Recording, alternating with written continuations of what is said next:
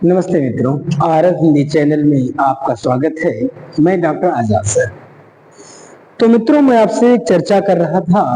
मैं जो आपको पढ़ा रहा हूँ डीएलएड सेकेंड सेमेस्टर का जो सिलेबस है, उसी सिलेबस को मैं आपको पढ़ा रहा हूँ। तो उस डीएलएड सेकेंड सेमेस्टर में सिलेबस में कौन सा विषय है? विषय आपका है हिंदी। आपका विषय है हिंदी। तो हम आपको पढ़ाएंगे डीएलएड सेकेंड सेमेस्टर की हिंदी। तो अब तक आप लोगों ने जो कुछ पढ़ा, अब तक आप लोगों ने जो कुछ भी पढ़ने का काम किया हुआ है, उसमें तमाम चीजों को मैंने आपको बताया है। मैंने तमाम चीजों को आपको समझाने का भरपूर प्रयास किया है। वह प्रश्न है जो प्रश्न आपके व्यवहारिक जीवन में आ सकते हो। वे प्रश्न ऐसे होने चाहिए जो आपके व्यवहार में उतर जाने का काम करे, उसका उत्तर ही ऐसा होना चाहिए। ये होती है पढ़ाई, ये होती है शिक्षा।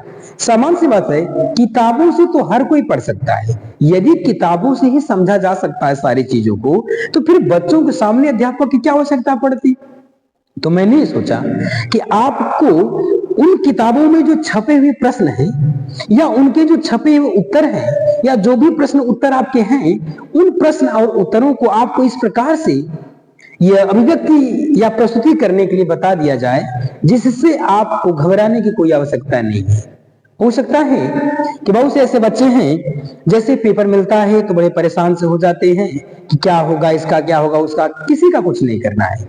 आपको बड़ी सामान सा, पहली बात तो परीक्षाओं में अपना धैर्य रखें, आप संयम बरतें। आप परीक्षाओं में पेपर मिलता है, पेपर को धैर्यपूर्वक पढ़िए। आप पेपर को धैर्यपूर्वक पढ़ने के बाद में आपको और कुछ नहीं करना है। पेपर जो पूछ रहा है बस उसी को लिखना है, उससे बाहर आपको कुछ भी नहीं लिखना है। यदि पेपर आपसे पूछ रहा है कि कथन में धारा प्रवाह, तो सामान्य सी बात है, आपका उत्तर होगा कि ये पूछना चाहता हमसे कि जो कथन है, यानी कथन का मतलब जो कहा जाता है, उस कहने में धारा जो होती है, यानी कहने की भी एक धारा, जैसे पानी के बहने की एक धारा होती है, उसी प्रकार से कहने की भी एक धारा होती है। जिस प्रकार से पानी निश्चित रूप से किसी वेग के साथ बहता है, एक धारा के साथ बहने का काम करता है, उसी प्रकार से यदि अध्यापक एक वेग, एक धारा, और वह धारा कैसा हो, उचित हो, ना तेज हो ना कम हो, जिसको हिंदी में हम लोग क्या कहते हैं, यति और गति कहा जाता है। तो वह धारा ना तो तेज होनी चाहिए ना तो कम होनी चाहिए। यानी वह जो आप पढ़ाने की कोशिश कर रहे हो उसको किस लहजे में बताने का काम करें कि चीजें बच्चों के समझ में आसानी से आ जाए, उनके मस्तिष्क में। आप पढ़ाते पढ़ाते ही वो उनके अंदर जो शिक्षण है वह शिक्षण अवधारणात्मक शिक्षण हो, पढ़ाते ही समय उनके दिमाग में चीज बैठ जाए।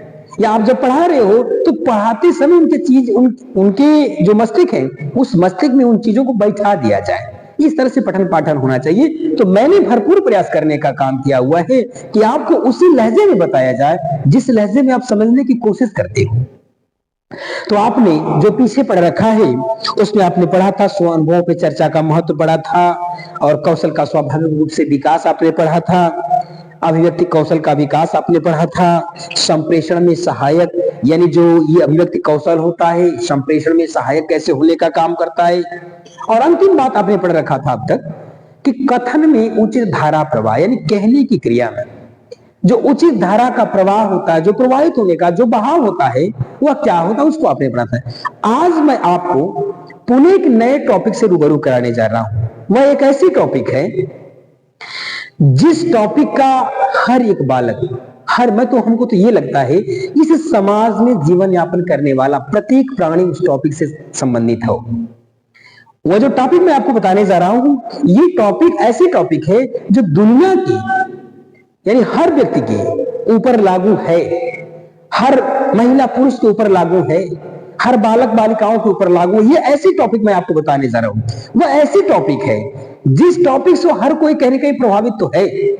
यदि उस टॉपिक को पढ़ लेगा और पढ़ करके यदि उसको समझ लेने का काम करता है तो उसके अंदर की जो चीजें हैं वह निश्चित रूप से समाप्त हो जाएंगी। चीजों को आप समझने की कोशिश करोगे तो एक टॉपिक है जिस टॉपिक का नाम है संकोच की समाप्ति।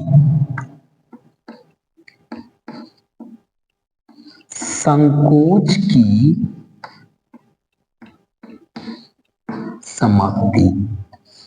ये देखिए एक बात उसे लिखा, यदि ऐसा वह कहीं भी लिखता है तो बड़े सामान्य बड़े सदे हुए लहजे में आपको सिर्फ 2-3 चीजों का ध्यान देना है। इसमें सिर्फ दो का, इसका और इसका, 2 चीजों का ध्यान देना है। करना क्या, इसमें ध्यान क्या देना है? ध्यान से ये है, उसने आपसे यही पूछना चाहा है। एक लिखा है संकोच और दूसरा लिखा है समाप्ति। 2 चीज समझिए, एक है संकोच और दूसरा है समाप्ति। तो आपके अंदर ये बात आ जानी चाहिए कि संकोच किसको कहते हैं और समाप्ति किसको कहते हैं। ये बात आपके दिमाग में आ गई होगी कि संकोच किसको कहा जाता है। यानी सामान्य सी बात है, हम किसी बात को कहने में जब हिचकिचाहट महसूस करते हैं, हम किसी के सामने किसी बात को कहने में जब संकोच या संदेह महसूस करते हैं। संकोच ये होता है कि यहां कहूं कि न कहूं, या जो मैं जो कह रहा हूं ये सही कह रहा हूं कि गलत कह रहा हूं। ये सब सारी चीजें आपके अंदर खुद है, ये सब सारी चीजें आपके अंदर खुद है।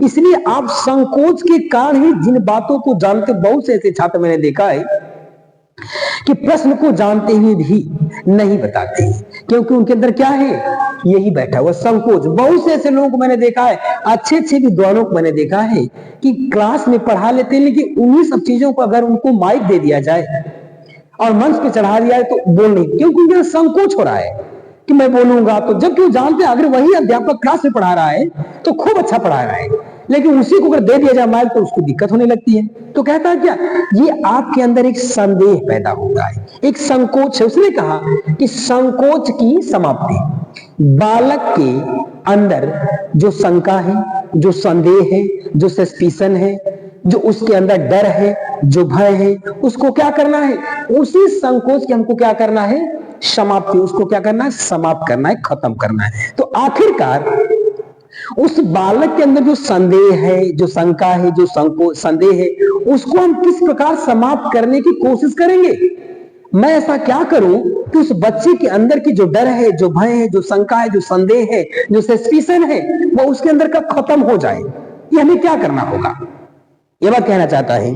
तो इसलिए ये बात कह रखने का काम किया हुआ है कि जैसे कबीर साहब ने एक बार कहा था कि आपके अंदर जो चीज अगर डर बन जाने का काम करती है, एक सामान्य सी लोकोक्ति में कहा जाता है कि जब दिल में शंका बैठ गई तो जल्दी नहीं निकलती है और कण-कण में कांटा बन करके वह दिल के बीच खटकती है। तो सामान्य सी बात है, यदि आपके अंदर किसी बात को लेकर शंका बन गई तो जल्दी निकलती ही नहीं है, वह हमेशा आपको डिस्टर्ब किए रहती है, हमेशा आपको कंफ्यूज करती रहती है। इसलिए कह रखा है कि यहाँ बच्चों के अंदर जो संकोच होता है, भाई संकोच प्रश्न से तो होता है, कहता जो संकोच है, जो संदेह है, उसकी समाप्ति के लिए हमें कौन सा पहल करना होगा, कौन सा कदम उठाना होगा।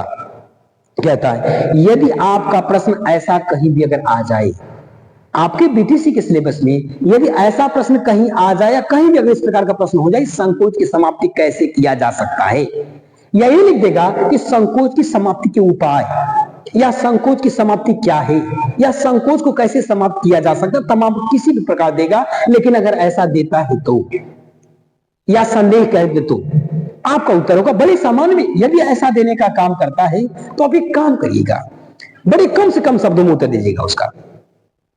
कहता है कि संकोच की समाप्ति का प्रमुख साधन,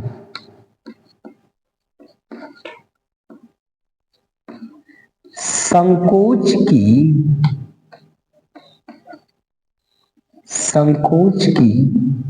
समाप्ति का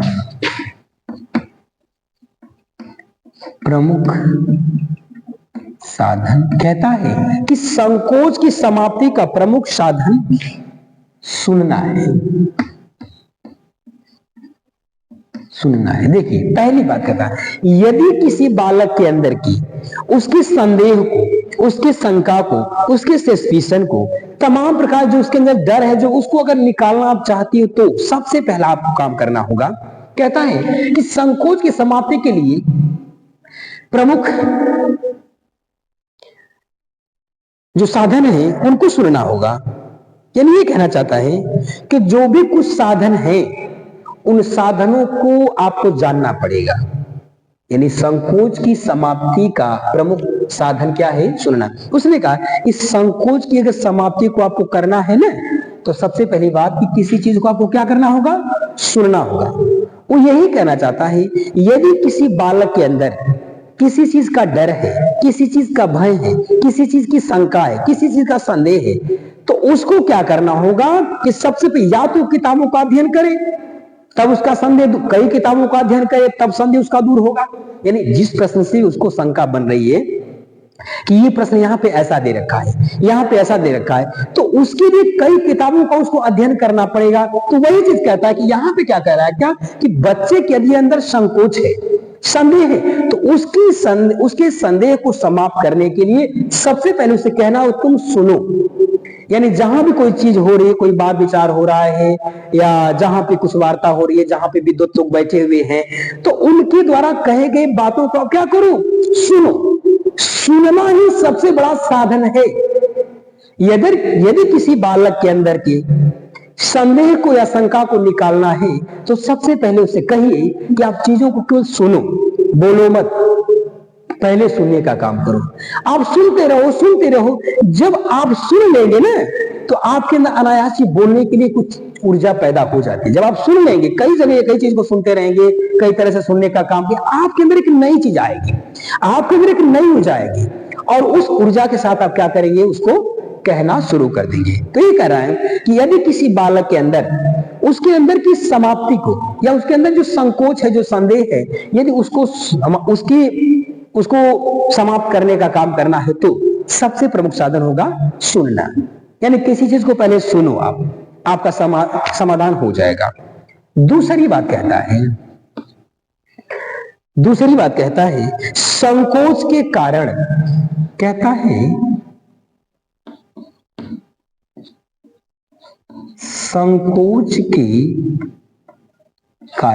संकोच के कारण बालक अपनी बात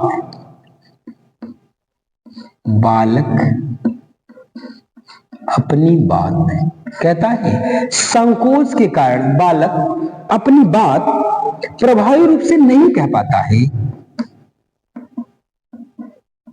प्रभावी रूप से नहीं कह पाता है। ये देखिए, उसने दूसरी बात ये कहा है कि भाई जब वो सुना ही नहीं है तो कहां से पाएगा? तो पहली बात बताया, यदि बालक के अंदर की संकोच को समाप्त करना है, तो सबसे पहले उसको सुनना पड़ेगा।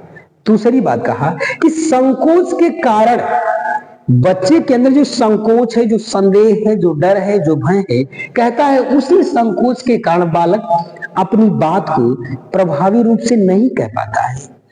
जानता है चीजों को, लेकिन शंका और संदेह के कारण वो अपनी बात को प्रभावित रूप से नहीं कह पाता। प्रभावित का मतलब ये कहता है कि जो बात, आपकी जो बात है, सामने वाले को आकर्षित कर ले, उस तरह से नहीं कह, बात तो कहता है लेकिन उस तरह नहीं कह पाता है कि आपकी बातों से लोग प्रभावित हो जाने का काम करें। ये क्या है? शंका, संदेह है। उसके अंदर यदि संकोच नहीं होने का काम करता, तो निश्चित रूप से अपनी जो भी बात कहने का काम करता, वो खुले तौर पे कहता, स्वतंत्र मस्तिष्क से कहता, स्वतंत्र मूड से कहता। और जब स्वतंत्र मस्तिष्क और मूड से कहने का काम करता, तो निश्चित रूप से उसकी बात प्रभावी होती। जब उसके अंदर शंका है, संदेह है, डर है कि मैं सही कह रहा हूं कि गलत कह रहा हूं, इसलिए अपनी बात को प्रभावी रूप से वह नहीं कह पाता है। तीसरी बात कहता है कि धीरे धीरे बालक, कहता है धीरे धीरे बालक अनुभव सुनता है, तो बालक अनुभव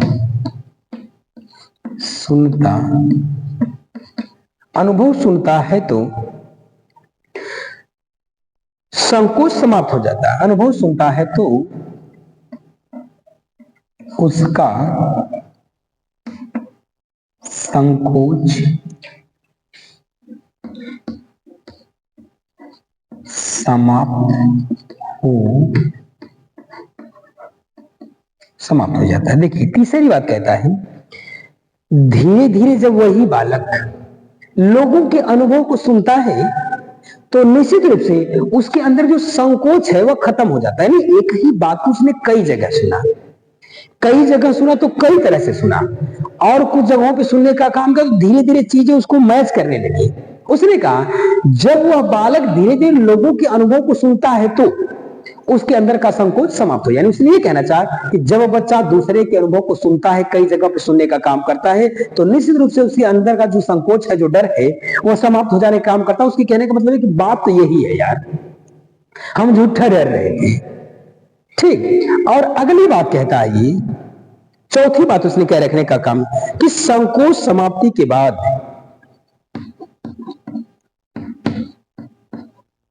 संकोच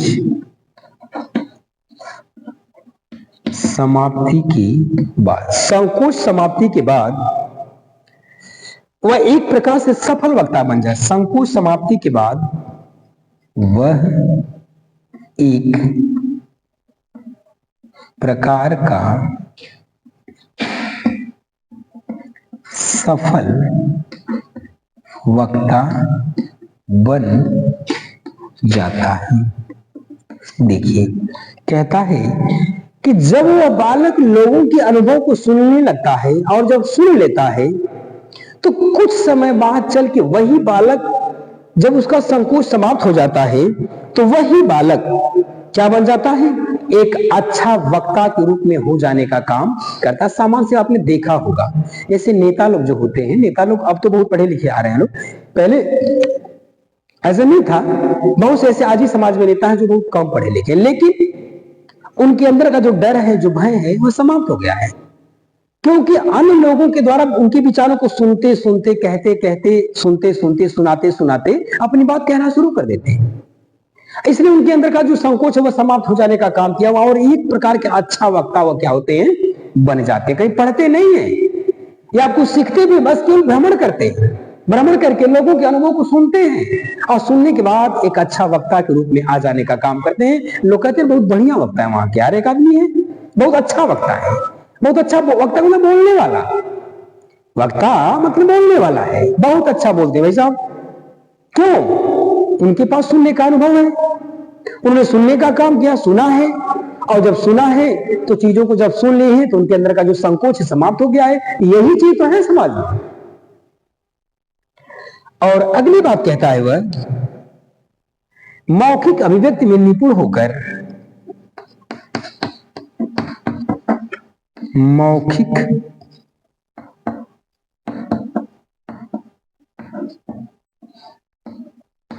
अभिव्यक्ति में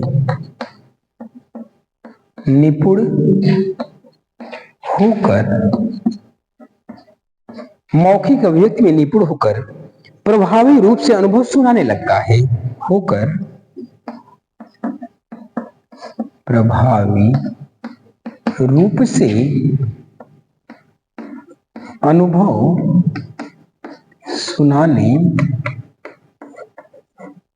सुनाने लगता है।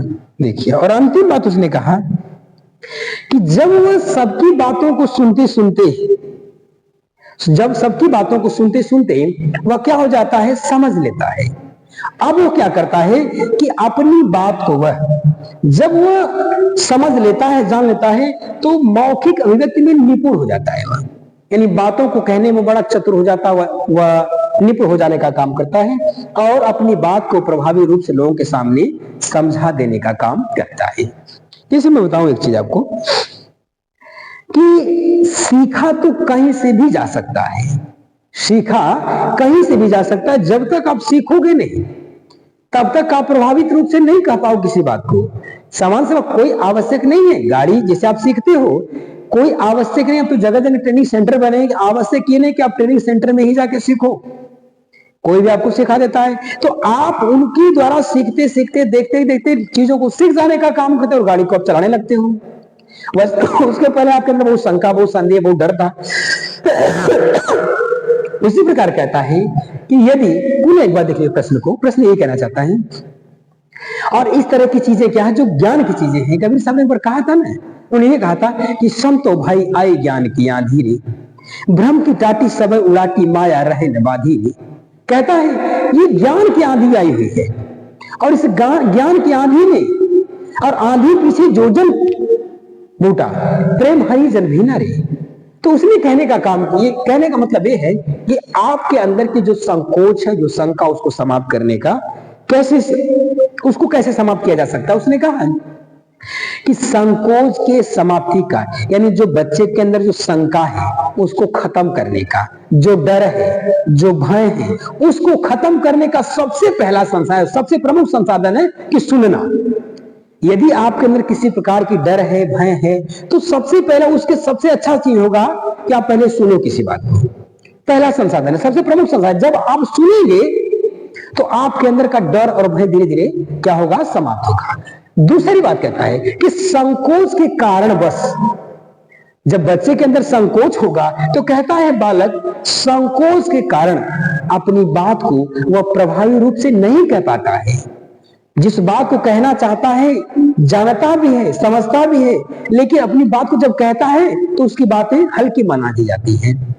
लेकिन जब चीजों का अनुभव उसके पास रहेगा, सुनने का अनुभव जब रहेगा, सुना हुआ रहेगा कई चीजों के यहाँ, तो कहता है कि वह अपनी बातों को कहने में निश्चित रूप से सफल होने का काम करेगा। ये कहता है, यहाँ कहता है जब प्रभावी रूप से नहीं कह पाता है, क्यों? क्योंकि उसके अंदर संकोच है, संदेह है। अगली बात कहता है कि बालक धीरे धीरे बालक अनुभव जब सुनता है, बालक जो है वह बालक धीरे धीरे जब अनुभव को सुनने लगता है तो उसके अंदर का जो संकोच है वह समाप्त हो जाने का काम करता है। यानी बालक जब सुनने लगता है तो उसके अंदर का जो संकोच है, जो संदेह, समाप्त हो जाने का काम करता है। जैसे आपने एक चीज देखा होगा, देखा नहीं सुना निश्चित होगा, बीएड जब लोग करते हैं ना, तो बीएड में टीचिंग होती है, ट्रेनिंग दिया जाता है, सिखाया जाता पढ़ाने के लिए। तो बहुत से बच्चे ऐसे होते हैं कि इस चंपट पे आना ही नहीं चाहते हैं, कहते हैं ठीक सर हम पढ़ा लेंगे। अच्छा, बहुत से बच्चे ऐसे हैं कि हिम्मत जुटा के आ भी जाते हैं तो समझ नहीं आता है कि क्या लिखे इस पे। बहुत से बच्चे अगर लिखना भी जानते हैं कि ये लिखना है तो उनका हाथ कांपता है। कुछ बच्चे ऐसे हैं कि बोली नहीं, उनकी आवाजें में कपकपाहट हो जाती है, कांपने लगती है। तो क्या करते हैं अध्यापक लोग, क्या करते हैं कि पहले आप उन्हीं स्थान पे बैठे रहते हैं, ये बच्चे बैठे रहते हैं बीएड वाले, और अध्यापक क्या करते हैं कि खुद चीजों को यहाँ पढ़ाते हैं, बताते हैं कि पहले ए लिखो फिर ए लिखो। तो इन सब चीजों को बच्चे क्या करते हैं, ध्यान से सुनते हैं, और जब सुनते हैं तो समझ लेते हैं कि हाँ ए लिखना है। अब क्या करते हैं कि कुछ बच्चे उसमें से तो आएंगे, लिख लेंगे चीजों को लिख लेंगे, ये लिखना है, लेकिन अभी भी उनके हाथ पैर क्या होते हैं, कांपते रहते हैं। 2 दिन 4 दिन 6 दिन ये प्रैक्टिस उनका कराया जाता है। तो कराने के बाद क्या होता है कि अब न उनका हाथ कांपता है, न पैर कांपता है, न आवाज में कपकपाहट होती है, अब आसानी से लिख लेते हैं, सब कुछ कर लेते हैं। अभी एक समस्या उनके सामने आती है कि अभी भी वो बच्चे प्रकरण नहीं करवा पाते हैं। तो अध्यापक जब बताते हैं कि ऐसे ऐसे करो, तो उनकी चीजों को सुनते सुनते, मैंने कहा था कि संकोच की समाप्ति का सबसे प्रमुख साधन क्या है, सुनना। तो जब आप सुनेंगे, तब जब सुन लिए रहेंगे, समझ लिए रहेंगे, तब आपके अंदर की जो शंका, जो संदेह है, संकोच है, समाप्त होने का काम करेगा। तो धीरे धीरे काम प्रारंभ कर देता। उसी तरह कहता है कि सुनना सबसे महत्वपूर्ण है। किसी चीज को अगर आपको सीखना है तो पहले सुनना पड़ेगा। कहीं अच्छा वक्ता अगर बनना है तो लोगों के वाक्यांश को सुनना पड़ेगा। और ये तीसरी बात कहता है कि संकोच समाप्ति के बाद कहता है जब बालक धीरे धीरे सुनते सुनते वह उसके पास अनुभव हो जाने का काम करता है, और अनुभव होने के बाद जब उसके अंदर संकोच की समाप्ति हो जाती है, यानी बालक जब धीरे धीरे सुनने लगता है, सुन करके जब उसके अंदर का जो संदेह है समाप्त हो जाने का काम करता है, अब वो क्या करता है कि संकोच की समाप्ति के बाद उस बच्चे की जो संकोच है, जो शंका है, जो संदेह है, जब वो समाप्त हो जाने का काम करता है तो वह एक प्रकार का सफल वक्ता बन जाता है, एक बढ़िया बोलने वाला बन जाने का काम करता है। और अंतिम बात कहता है कि और यह बोलने वाला जब हो जाता है तो ऐसा नहीं है कि वह देख के बोलता है, कहता है कि मौखिक अभिव्यक्ति में क्या हो जाता है, निपुण हो जाता है। बिना देखे बोलने में क्या हो जाता है, निपुण हो जाता है, यानी चतुर हो जाता है, चालाक हो जाता है, कुशल हो जाने का काम करता है। तो उसकी बातों से लोग अब क्या होने लगते हैं, प्रभावित होने लगते हैं। उसने क्या रखा है, क्योंकि प्रभावी रूप से अनुभव सुनाने लगता है। तो जब वह क्या करता है कि जब मौखिक अभिव्यक्ति में निपुण जाने का काम करता है तो प्रभावित रूप से, यानी आपको ऐसे ऐसे शब्द रखेगा आपके सामने, वह ऐसे ऐसे वाक्य रखेगा कि वह आपको निश्चित रूप से प्रभावित करने का काम करता है। ये सामान्य सी बात है। अगर आपके सामने कह दिया जाए कि राम, ये क्या बोलते हैं उनको, दशरथ, या दशरथ के जो बेटे राम है ना, ऐसा अगर कह दे, सामान्य बात है अगर कह दिया जाए, या कह दिया जाए कि सीता जनक की पुत्री है, एक सामान्य वाक्यांश है। लेकिन यदि आप सुनते सुनते सफल हो जाने का काम किया तो आप ऐसा भी कह सकते हो कि जनक नंदिनी सीता, सीते भी नहीं कहोगे, सीते, जनक नंदिनी सीते, ऐसा ही आप कहने का काम करते हो। तो कहता है कि जब आप चीजों को सुनते सुनते सीख जाने का काम करते हो, आपके अंदर का जब संकोच समाप्त हो जाने का काम करता है, खत्म हो जाने का काम करता है, तो आप एक अच्छा वक्ता के रूप में उभरते हो।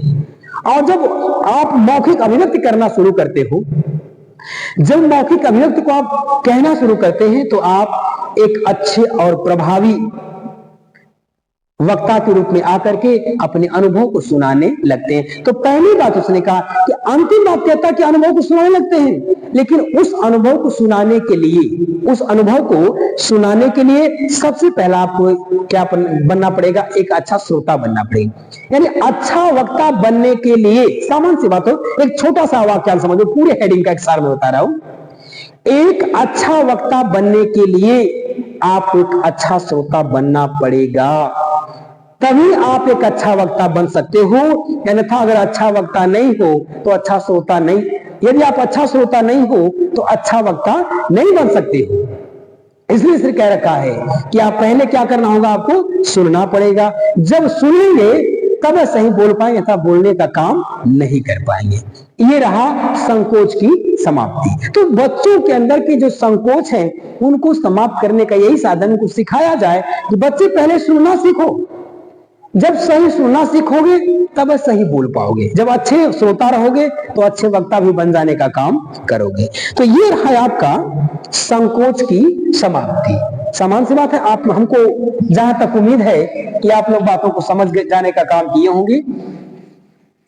तो ये रहा आपका संकोच की समाप्ति, यानी किसी भी बालक के अंदर संकोच की समाप्ति को कैसे किया जा सकता है, उसके अंदर जो संकोच है, जो शंका है, उसको कैसे समाप्त किया जा सकता है। ये तो रहा एक। दूसरा पॉइंट आप एक और समझिए, अस्पष्टता एवं शुद्ध उच्चारण।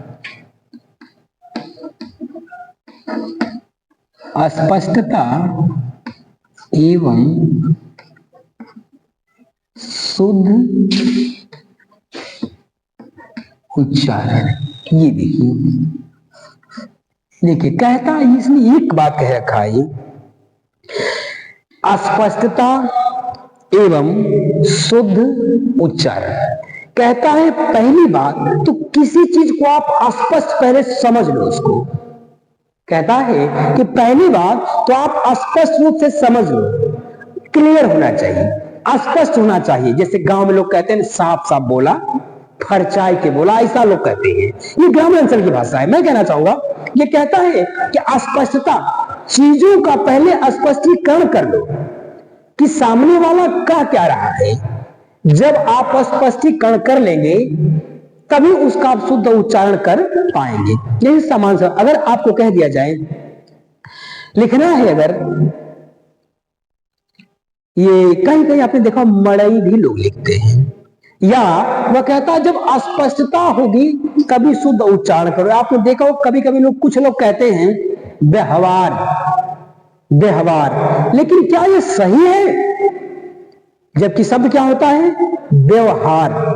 व्यवहार की जगह लोग प्रयोग करना शुरू करते हैं व्यवहार। तो सबसे पहली बात है कि आप पहले तो स्पष्ट सुनो, चीजों को स्पष्ट करो कि व्यवहार है कि व्यवहार है।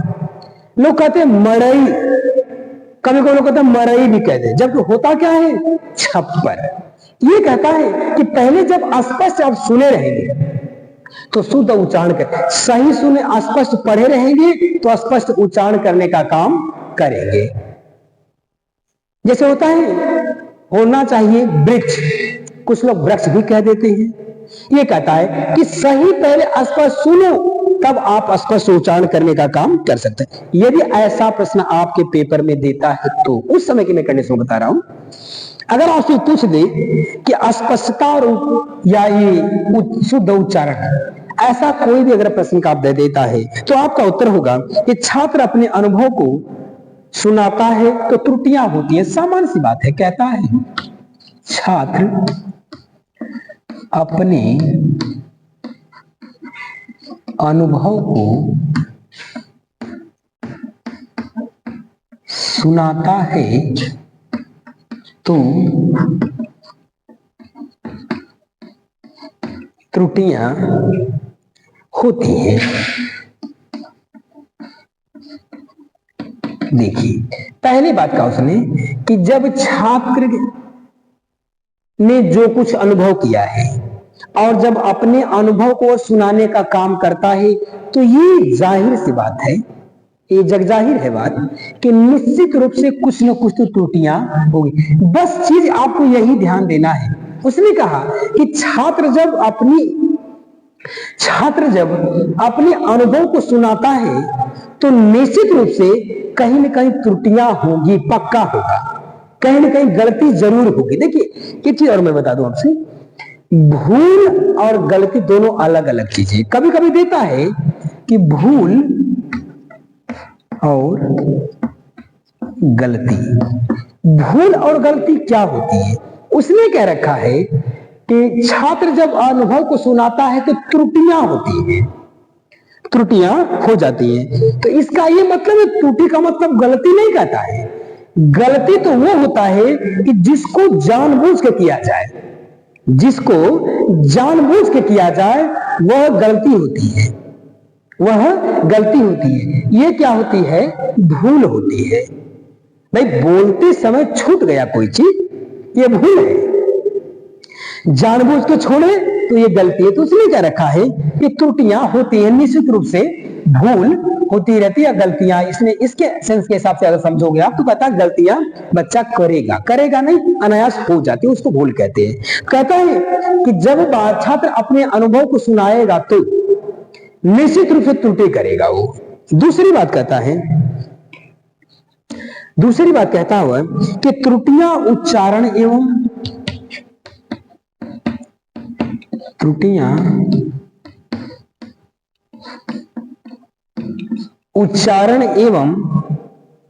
वाक्य निर्माण से संबंधित होती है। उच्चारण एवं वाक्य निर्माण से संबंधित होती है। देखिए दूसरी बात उसने कहा कि जो त्रुटियां हैं या जो भूल है या जो गलती है वह उच्चारण एवं वाक्यांश निर्माण से संबंधित होती है। यानी जो त्रुटि होती है, जो भूल होती है, जो गलती, जो भी कुछ कह लीजिए आप, उसके सेंस में कहता है ये जो कुछ होता है ये सब कुछ जो वाक्य का निर्माण होता है ना, उस वाक्य के निर्माण से सब कुछ संबंधित है। यानी वाक्य का जो रचना है, निर्माण मतलब रचना, यानी वाक्य का जो रचना करने का काम किया गया है ये सब उससे क्या होती है? संबंधित होने का काम करती है। जो त्रुटि होती है वह वाक्य निर्माण में ही होने का काम करती है। तो कहता है कि त्रुटियां उच्चारण एवं वाक्य निर्माण से संबंध, जो गलतियां हैं, जो भूल है, जो त्रुटि है, ये वाक्य निर्माण से निश्चित रूप से संबंधित होने का काम करती है। तीसरी बात उसने क्या रखने का काम किया हुआ है? शिक्षक छात्र की सहायता से, शिक्षक छात्र की सहायता से, शिक्षक छात्र की सहायता से, सहायता करते हुए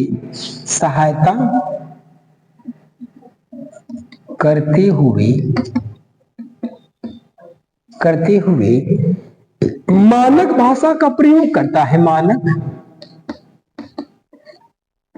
भाषा का प्रयोग करता है। देखिए तीसरी बात कहता है कि जो शिक्षक होता है वह शिक्षक जब छात्र की सहायता करता है तो, यानी शिक्षक एक छात्र की सहायता करते समय या करते हुए क्या करता है, मानक भाषा का प्रयोग करता है। उसने कहा वह भाषा जिसको निश्चित रूप से मान लिया गया है उसको हम क्या कहते हैं, मानक भाषा कहते हैं। वह भाषा जिसको निश्चित रूप से एक निश्चित दायरे में जिसको मानने का काम किया गया है उसको मानक भाषा कहते हैं। उसने कहा कि जब एक शिक्षक एक छात्र की सहायता को करता है तो अपनी भाषा नहीं बोलता है, बल्कि वह जो निर्धारित मानक भाषा है, जो एक पैमाना है, उस पैमाने पे जिस भाषा को मानने का काम किया गया है उसी भाषा का प्रयोग करता है, न कि वह अपनी भाषा का प्रयोग करता है। समझने की कोशिश करें, कहना क्या चाहता है, कहता है कि अस्पष्टता उच्चारण में ये कहता है कि कुछ भाषा तो अपनी होती है यानी क्षेत्रीय भाषा होती है और कुछ भाषा है जो मानक भाषा है। उसने कहा कि जब एक शिक्षक या एक अध्यापक किसी छात्र की जब सहायता करने का काम करता है तो एक शिक्षक या एक अध्यापक जब छात्र की सहायता करते हैं तो वह अध्यापक भाषा का प्रयोग करते हैं, लेकिन स्वयं की भाषा का नहीं, एक मानक भाषा का प्रयोग करते हैं। वह भाषा जिसका एक पैमाना है, जिसको पैमाने के अंतर्गत रखने का काम किया गया है उसको हम क्या कहते हैं, मानक भाषा कहा जाता है। उस मानक भाषा के अनुसार उसकी सहायता करने का काम करता है, क्योंकि छात्र अपनी बातों को कहता है। कुछ चीजें तो क्षेत्रीय भाषा में भी कह देने का काम करता है, लेकिन नहीं, वह कहता क्षेत्रीय में नहीं, जो मानक भाषा हिंदी है उस मानक भाषा हिंदी के अनुसार वो उसकी सहायता करने का काम करता है। और अंतिम बात कहने का कार्य करता है, ये कहता है कि छात्र स्पष्ट तथा मानक भाषा का प्रयोग करे। छात्र स्पष्ट तथा मानक भाषा का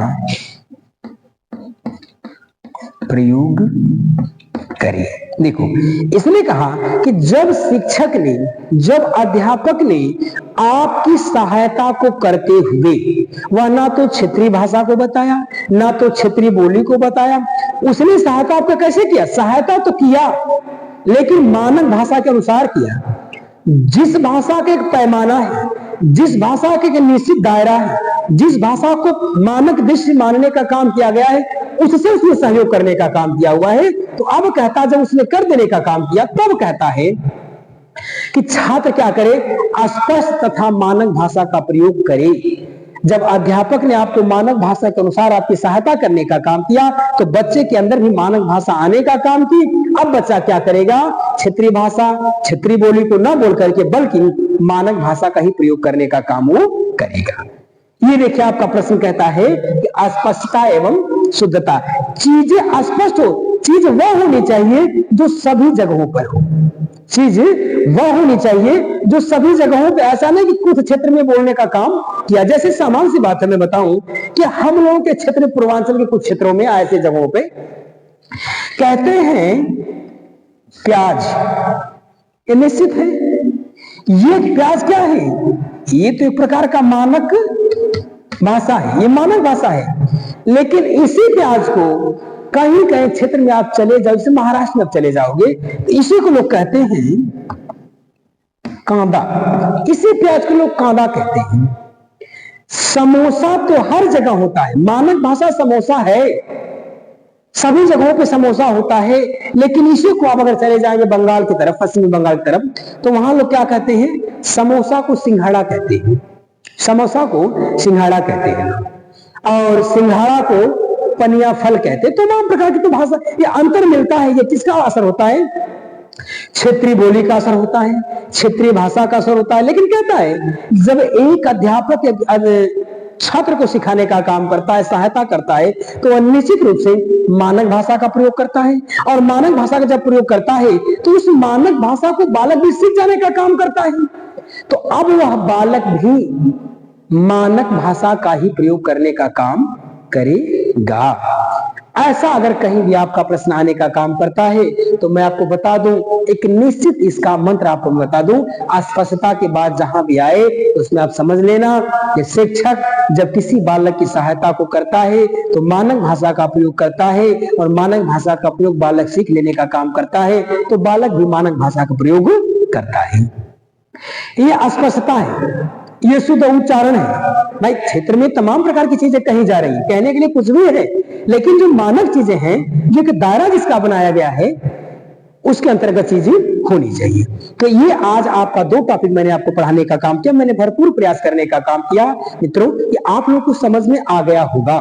यदि नहीं आया होगा तो निश्चित रूप से आप कमेंट करके हमसे पूछने का जरूर काम करिएगा कि सर यहाँ ये बात समझ में नहीं आई। मैं पुनः प्रयास करने का काम, अथक प्रयास करूंगा कि आप लोगों तक आपके प्रश्न को आपके व्यवहारिक जीवन से मैं उसको जोड़ के समझाने का काम करूं, बताने का प्रयास करूं। मेरा यही अंतिम प्रयास रहेगा, और आप लोग बढ़िया से पढ़े, अच्छे से अच्छे अंकों से आप पास होने का काम करें, मेरी यही इच्छा है। और इन्हीं चंद शब्दों के साथ जय हिंद, जय भारती, जय विद्यार्थी। अगली वीडियो में पुनः मुलाकात होगी।